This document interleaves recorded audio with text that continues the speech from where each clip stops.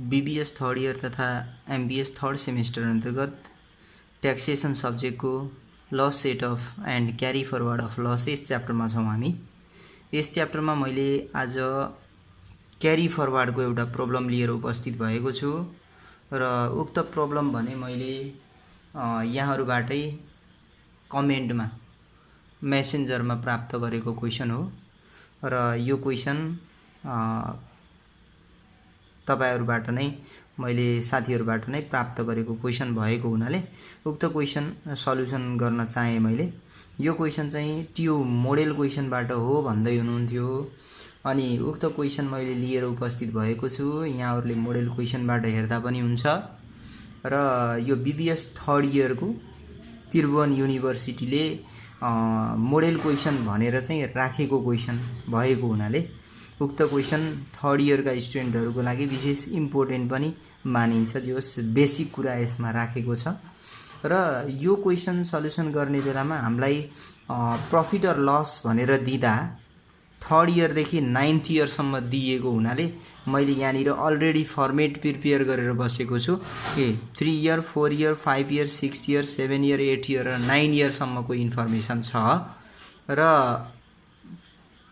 यहाँ सबभन्दा सुरुमा हामी क्वेशनमा चाहिँ यहाँ प्रॉफिट और लस भनेर प्रॉफिट और लस भनेर हामी लेख्छौं। दिएको जति दिएको छ त्यसैलाई हामी देखाउनु पर्ने हुन्छ। जस्तो 20,000 दिएको छ थर्ड इयर मा नेगेटिभ मा, त्यस्तै 30,000 दिइरा छ 4 इयर मा, 50,000 गिवन छ 5 इयर मा, अनि 2 लाख गिवन छ 6th इयर मा, अनि 3 लाख गिवन छ 7th इयर मा र 2 लाख गिवन छ 8th इयर मा, अनि त्यसै गरेर 3 लाख गिवन छ 9th इयर मा। यो इन्फर्मेसन दिएको छ र सँगसँगै हामीलाई केही एडजस्टमेन्टहरु पनि दिएको छ र उक्त एडजस्टमेन्टहरुलाई हामी युज गरेर ट्याक्सेबल इन्कम क्याल्कुलेसन गर्नुपर्ने छ एउटा कम्पनीको। तर सँगसँगै के छ भने लसहरु दिएको हुनाले लसलाई पनि सेटअप गरेर हामी चाहिँ क्यारी फरवर्ड गर्नुपर्ने र ट्याक्सेबल इन्कम निकाल्नुपर्ने छ। र सँगसँगै हामीलाई यो इन्फर्मेसन लगतै के दिएको छ भने balance of unrecovered loss at the beginning of year 3 को बिगिनिङ मा हाम्रो अनरिकभर लस चाहिँ कति छ त भन्दा वाज रुपीज 1,50,000 1,50,000 चाहिँ अनरिकभर लस रहेछ। Out of which rupees 1 lakh was related two year 1।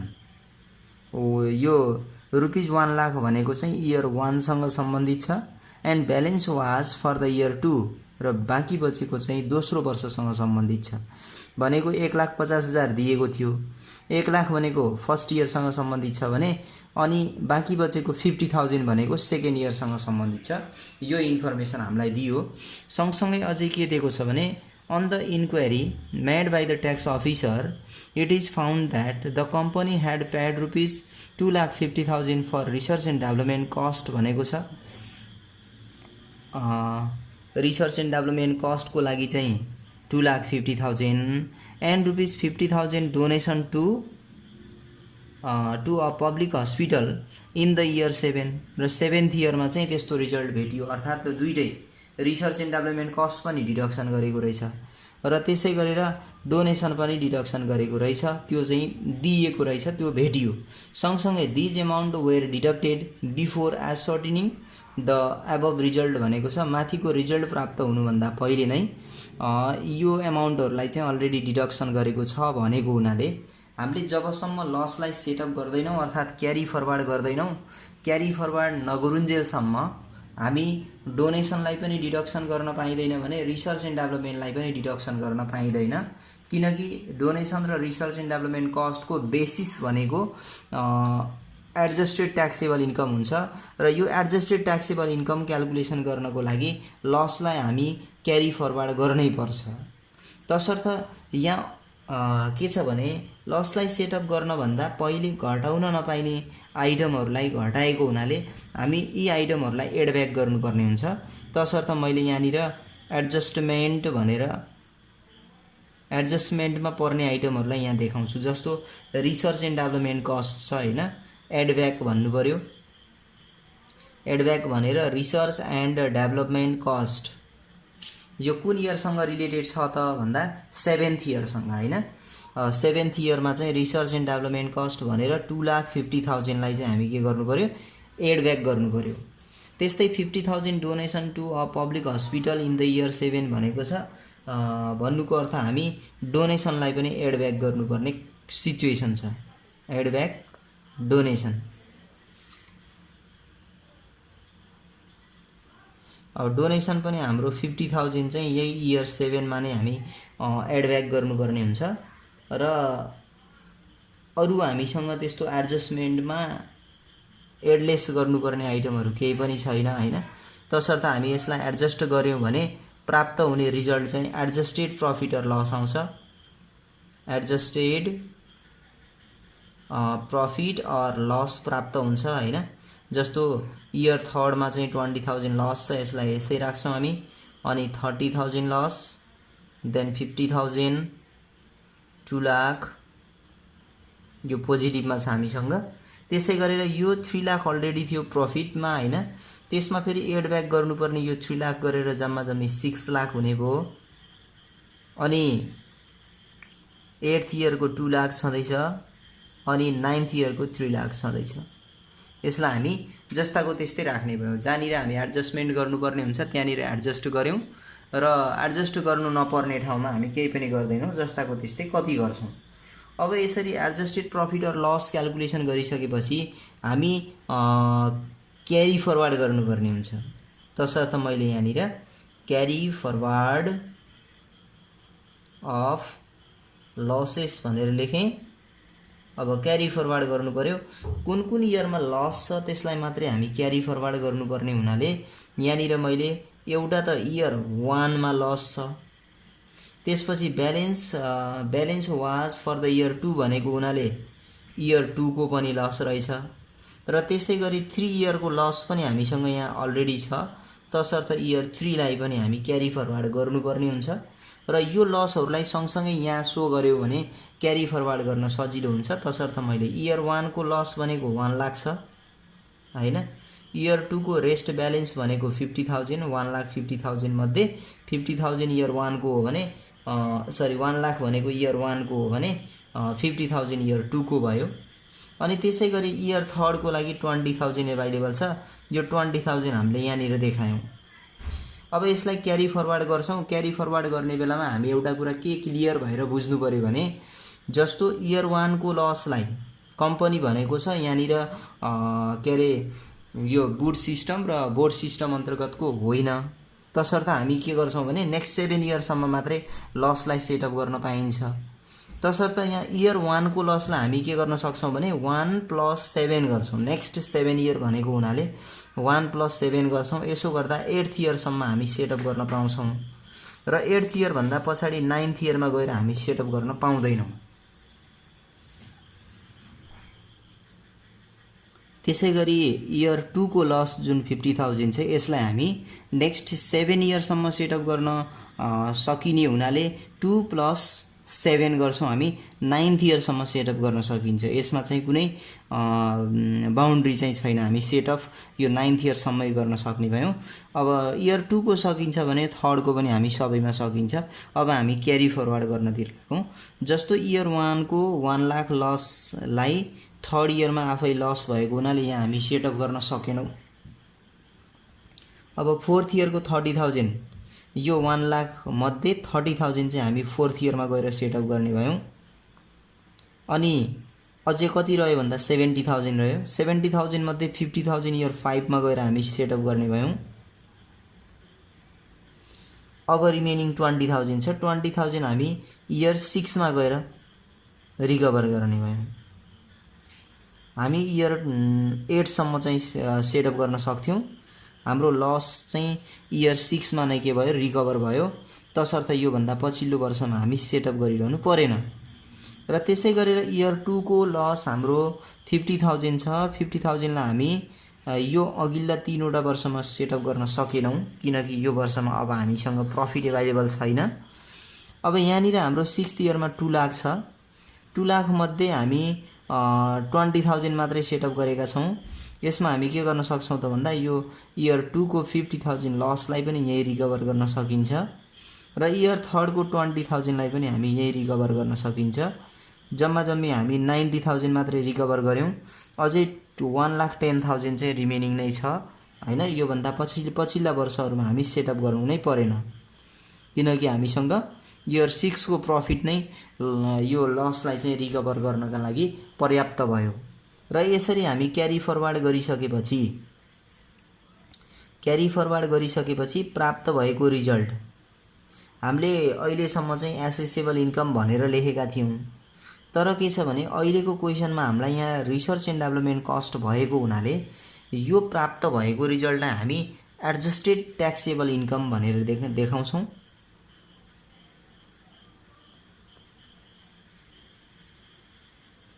Adjusted taxable income भन्छौँ। अब कसो हो भने जुन इयरमा रिसर्च एन्ड डेभलपमेन्ट कस्ट छ सोही इयरको लागि यो एडजस्टेड ट्याक्सेबल इन्कम हो। बाँकी अन्य इयरहरूका लागि यो एसेसेबल इन्कम नै हुने हो। तर पनि यहाँनिर रिसर्च एन्ड डेभलपमेन्ट दिएको हुनाले हामी एडजस्टेड ट्याक्सेबल इन्कम लेख्छौँ। सँगसँगै रिसर्च एन्ड डेभलपमेन्ट कस्टलाई eligible research and development cost लेख्ने बेलामा यो ठाउँमा हामी रिसर्च एन्ड डेभलपमेन्ट लेख्छौँ, अन्त केही पनि लेख्दैनौँ, घटाएर एसेसेबल इन्कम निकाल्ने काम गर्छौँ। अब एडजस्टेड ट्याक्सेबल इन्कम भनेको यो फर्स्ट इयरमा, सेकेन्ड इयरमा अनि यो थर्ड इयर भनेको 3 इयर 4 इयर 5 इयरमा केही पनि छैन। त्यसपछि 6th इयरमा 2 लाख मध्ये 90,000 चाहिँ हामी लसलाई सेटअप गऱ्यौँ भने 1,10,000 चाहिँ हामीसँग प्रफिट एभाइलेबल छ। र इयर 7मा हाम्रो 6 लाख नै प्रफिट एभाइलेबल छ। अनि 8मा 2 लाख प्रफिट एभाइलेबल छ। र इयर 9मा 3 लाख प्रफिट एभाइलेबल छ। अब यसरी प्राप्त भएको एडजस्टेड ट्याक्सेबल इन्कममा हामी लेस गर्छौँ एलाइबल रिसर्च एन्ड डेभलपमेन्ट कस्ट। अब यो रिसर्च एन्ड डेभलपमेन्ट कस्ट भनेको हामी वर्किङ नोटबाट क्याल्कुलेसन गरेर यहाँ देखाउँदा उपयुक्त होला, स्पेस कम खाला हैन। तसर्थ हामी वर्किङ नोटतर्फ जाउँ अनि वर्किङ नोटबाट प्राप्त भएको रिजल्टलाई बल्ल हामी के गर्छौँ त भन्दा यहाँ सो गरिदिन्छौँ अनि सल्युसन गर्न सजिलो हुन्छ। अब रिसर्च एन्ड डेभलपमेन्ट कस्ट हामीले इयर 7मा देखाउँछौँ हैन वर्किङ नोटबाट। र यसरी रिसर्च एन्ड डेभलपमेन्ट कस्ट घटाएर प्राप्त भएको इन्कम भनेको हाम्रो के हुन्छ त भन्दा एसेसेबल इन्कम हुन्छ, जसलाई नेट एसेसेबल इन्कम भने पनि एसेसेबल इन्कम भने पनि एउटै कुरा हो। यहाँनिर हामी नेट एसेसेबल इन्कम वा एसेसेबल इन्कम भनेर प्राप्त गर्छौँ। यो एसेसेबल इन्कमबाट बल्ल हामी लेस अलाइबल डोनेसन भनेर हामी डोनेसन पनि डिडक्सन गर्नुपर्ने हुन्छ। सर्वप्रथम त हामी के गरौँ भने रिसर्च एन्ड डेभलपमेन्टको वर्किङ नोटतिर लागौँ। एलाइबल वर्किङ नोटमा eligible research and development cost. अब research and development cost calculation गर्नको लागि हामीसँग लिमिट छ हैन। यो लिमिट भनेको 50% अफ एडजस्टेड ट्याक्सेबल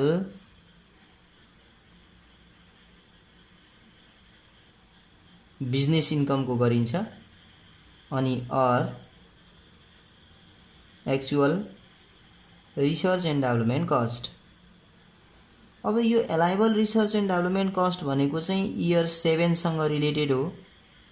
इयर 7सँग रिलेटेड भएको हुनाले 50% of adjusted taxable business income भन्छौँ। एडजस्टेड ट्याक्सेबल इन्कम भनेको हाम्रो इयर 7 को लागि 6 लाख छ। हामी यो 6 लाखको 50% गर्नुपर्ने हुन्छ र 6 लाखको 50% गर्दा हाम्रो 3 लाख आउँछ। अनि or actual research and development cost भनेको हाम्रो एड ब्याक गरेका थियौँ 2,50,000 छ। यो दुईटा हामी कम्पेयर गर्छौँ विच एभर इज लोवर। हामी यो दुईटा मध्ये जुन सानो हुन्छ त्यसलाई हामी रिसर्च एन्ड डेभलपमेन्ट कस्ट भनेर चाहिँ यहाँबाट लेस गर्न पाउँछौँ र त्यसलाई चाहिँ यहाँनिर हामी विच एभर इज लोवर भनेर यहाँनिर 2,50,000 लाई देखाउनु पर्यो।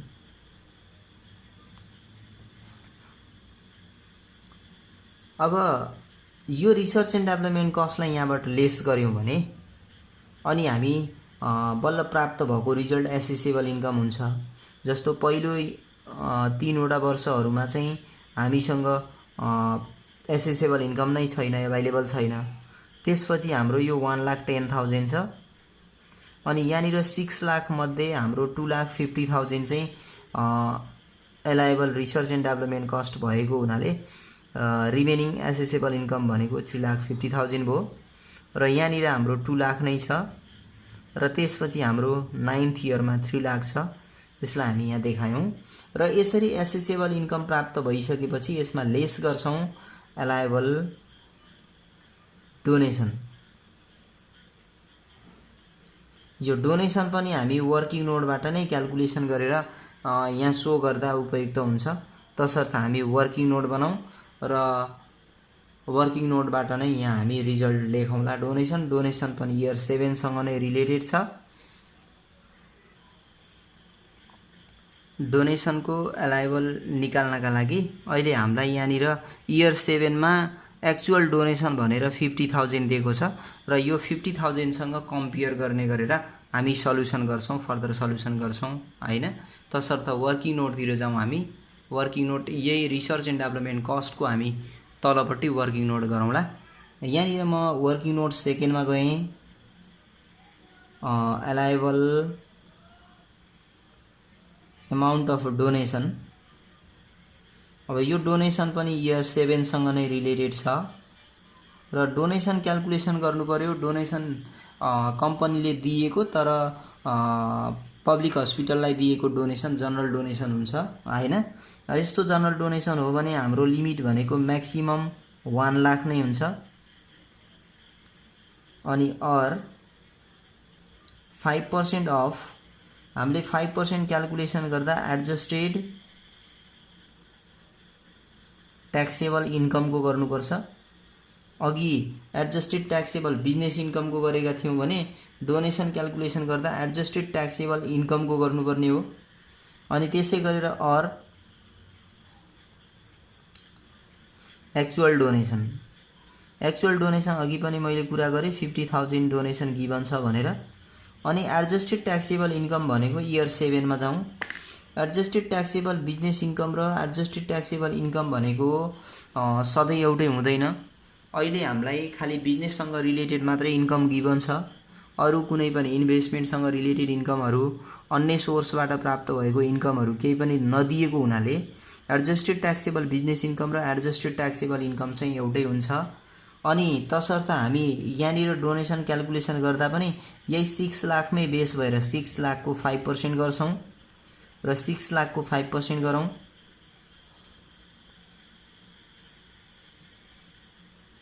$30,000 हुन्छ र यसलाई हामी कम्पेयर गरौँ यो तीनवटा which ever is lower. WEL लेखेको छु मैले, विच एभर इज लोवर हो त्यो र यति मध्ये सबैभन्दा सानो भनेको यही 30,000 छ हैन। तसर्थ यहाँ एलाइबल डोनेसन भनेर इयर 7 मा हामी 30,000 लाई देखाउँछौँ र 30,000 लाई यदि हामी यहाँबाट लेस गर्यौँ भने अब प्राप्त हुने रिजल्ट भनेको ट्याक्सेबल इन्कमको रिजल्ट हुन्छ।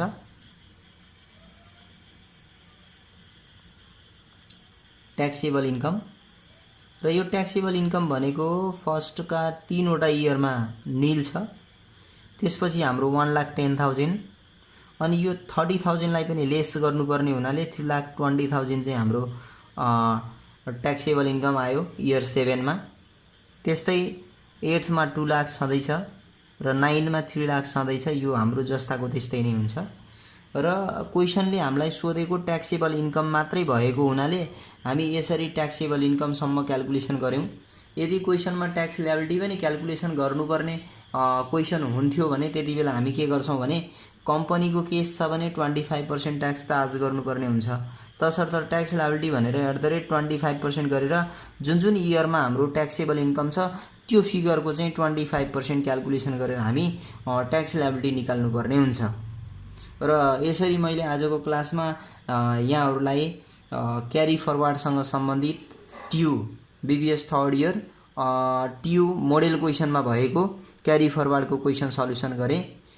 यस्तै किसिमका प्रब्लमहरु लिएर र यहाँहरुले क्वेसनहरु सेन्ड गर्नुभयो भने उक्त क्वेसनको सल्युसनहरु पनि लिएर म उपस्थित हुने नै छु भन्दै आजको क्लासबाट बिदा हुन्छु। हस्त नमस्ते।